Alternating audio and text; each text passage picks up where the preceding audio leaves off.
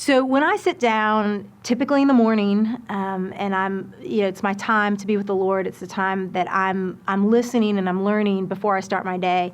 Studying the Bible is interesting. It can be very overwhelming, I'm sure you guys know. And let me just say this. I don't think it becomes a whole lot less overwhelming the older you get. I mean, the Bible it's extensive. It's over centuries. It touches down in different cultures. It's pulling from different languages, different customs. So there's a lot there. And I will tell you this. Here's something that's very, very simple that will be enormously helpful for you, that's enormously helpful for me. And the first thing is you just got to have some sort of a plan.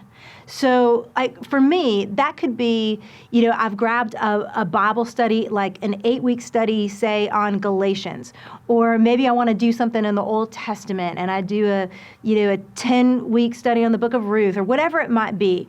And so that can be really helpful. There are also different types of plans that will help you go through the Psalms or might help you understand just how the Bible fits together as a whole. But having a plan is going to be huge. Second, there are other ways to do it too, where you may not have a Bible study, but you've just got a reading plan. That's something that I'm doing right now. I'm halfway through the year. I should be halfway through the Bible. I'm close. I'm a little bit behind. But every day I've got my reading plan, so I know what I'm doing. I know what my start is, and I know what my end is. And that's really helpful for me. So I would just say come up with some sort of a plan, and that plan might change. You might get to the end of a 10-week study and go, wow, I sure did love that topical study. Now I want to study a book of the Bible. Or I have done Bible studies for a number of years, and I think I'm ready just to do a reading plan through the Bible. And there are lots of different plans out there. So have a plan. I would also say try to have a consistent time in your day. I love the mornings. I'm not saying we have to be legalistic about it. I do think you'll see a lot in the Bible about even Jesus or the psalmist David studying in the morning.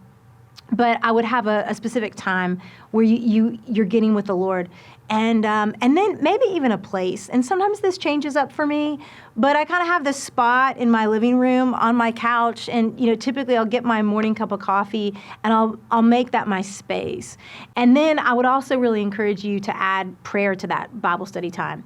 And that's trickier for me. I'll just be honest with you. I can read the Bible and I can just go and I can hunt down passages.